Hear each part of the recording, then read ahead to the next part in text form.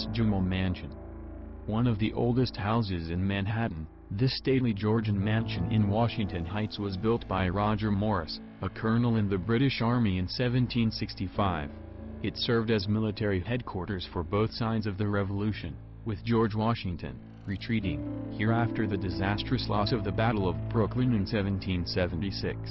In 1810, the house was bought by Stephen Jamal and his wife Eliza, and after his suspicious death, she remarried in 1832 to a haunted figure in his own right, Aaron Burr, the former vice president and killer of Alexander Hamilton.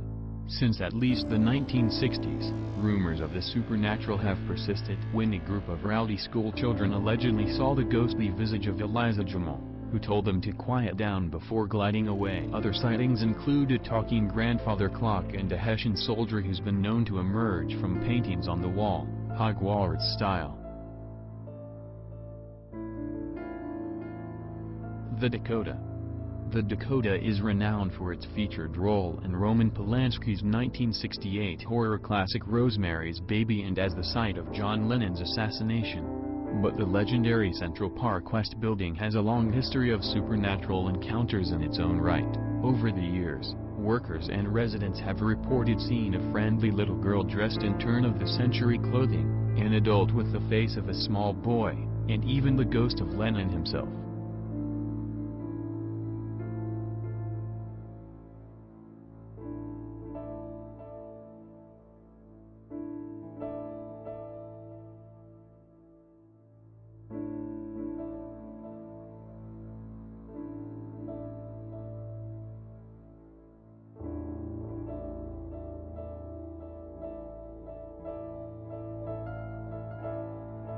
'57 West 57th Street. In 1922, Albert Champion, a former cyclist and inventor of the spark plug, married showgirl Edna Crawford. The May to September romance quickly soured when Edna took the younger, dashing Frenchman Charles Brazel as a lover.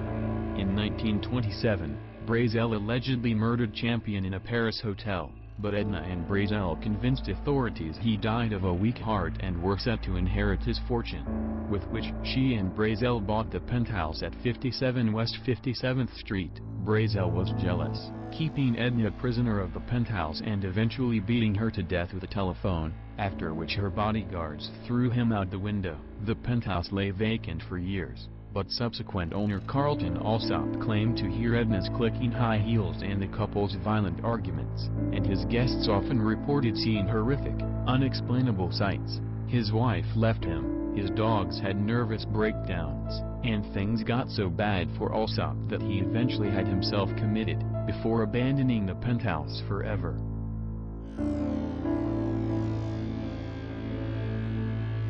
Campbell Apartment. A few years ago, our friends at ETA reported on the supposed haunting of the Campbell Apartment, the lavishly appointed cocktail lounge in Grand Central Terminal, which was once the office and salon of financier John W. Campbell, who died in 1957. According to owner Mark Grosick, employees have felt strange presences, including something pushing them from behind and bursts of cold air. And some have even reported seeing an old, fashionably dressed couple sitting and having a cocktail on the balcony when the place was completely closed.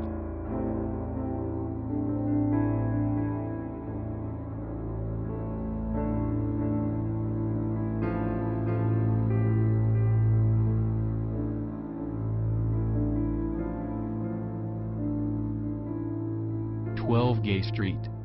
Located right around the corner from bustling 6th Avenue, Gay Street is arguably one of the most picturesque blocks in New York, and the quaint brick townhouse at number 12 is no exception.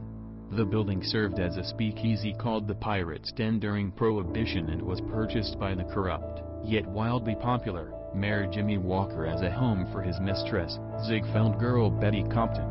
Neighbors insist that ghostly flappers and the Gay Street Phantom, a dapper gent in a cloak and top hat, still lurk around late at night, and if that's not creepy enough, the property was later bought by Frank Paris, the creator of notorious hell puppet Howdy Doody.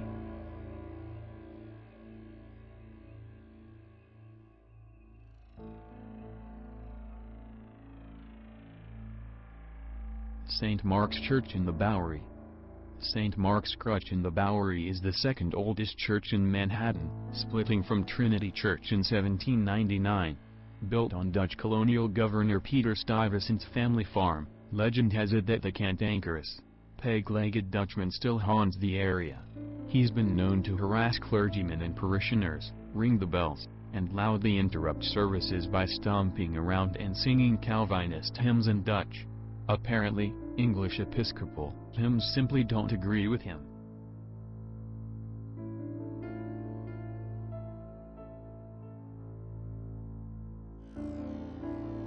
The Merchant's House.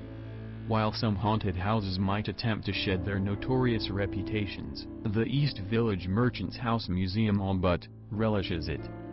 Built in 1832 and later, bought by wealthy merchant C. Barry Treadwell, the museum is an immaculate look into the personal domestic lives of the 19th century cultural elite, but the ghost of Treadwell's daughter, Gertrude, a lonely, sheltered spinster whose life was supposedly the basis of Henry James Washington Square Park, still haunts the place.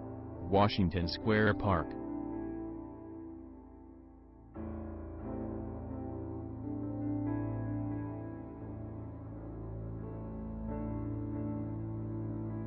The Manhattan Well. In the winter of 1800, the body of a young woman named Gulielma Sands was found at the bottom of the Manhattan Well, at what is now 129 Spring Street. The ensuing trial was one of the great scandals of 19th-century New York, with Levi Weeks, brother of influential builder Ezra Weeks, accused of her murder after he reportedly impregnated and promised to marry her. Weeks retained the city's top attorneys and was acquitted, despite growing public outrage. In 1817, the Manhattan Well was filled in and built over, but it was rediscovered in 1980 and has since become a notorious destination for paranormal enthusiasts claiming that the ghost of Gulielma Sands still haunts the area.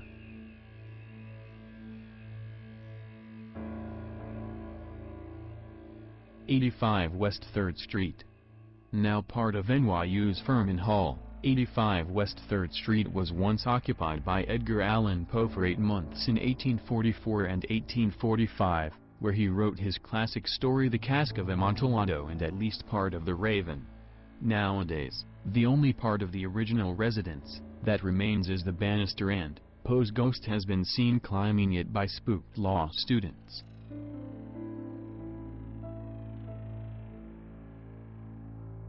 '84 West 3rd Street. Right across the street from 85 West 3rd is another haunted building, a disused fire station converted into a private residence. The building is apparently haunted by the ghost of firefighter Schwartz, who hanged himself from the rafters after learning of his wife's infidelity in 1930.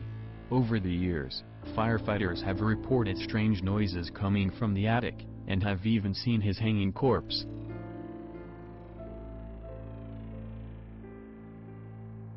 The Lefferts, Laidlaw House. In Wallabout, an 1840 Greek Revival home a stone's throw away from the Brooklyn Navy Yard may hold a sinister secret. One December evening in 1878, resident Edward F. Smith reported hearing a knock at his door, but when he went to answer, there was no one to be found. Of course, the knocking persisted, while the back doors and windows were violently rattled and banged. The unseen tormentor continued harassing Smith until he called the police. While the cops staked out the area, someone, or something, hurled a brick through the dining room window. Despite the fact that multiple officers were standing right outside, the New York Times later reported on the incidents, and 136 Clinton Avenue became something of a hotspot for curious ghost hunters and spiritualists, who held seances on the sidewalk. This prompted Smith to boldly proclaim, "They won't get in here. We consider ourselves perfectly able to take care of any ghost that comes along."